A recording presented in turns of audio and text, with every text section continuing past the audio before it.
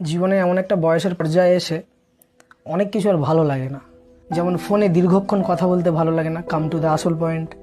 Ringtone আর ভালো লাগে না, সারা বছর ভাইব্রেশনে থাকে, নাই সাইলেন্ট। রোম্যান্টিক মুভি দেখলে হাসি পায়, ভূতের মুভি দেখলে বিরক্ত লাগে।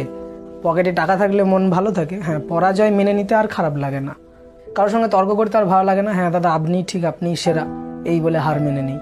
এই আজ আছি কাল নেই, এই মুডটা অলওয়েজ অ্যাক্টিভ।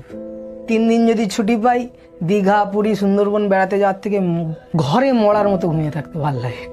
অর্থাৎ চুল দাড়ি অল্প বয়সে পেকে যায়, পেকেই থাক, সাদাই থাক, আর কলপ করতে ভালো লাগে না।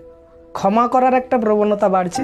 স্কুলের বন্ধুদের মুখ মনে আছে, নামগুলো আস্তে আস্তে ভুলে যাচ্ছে।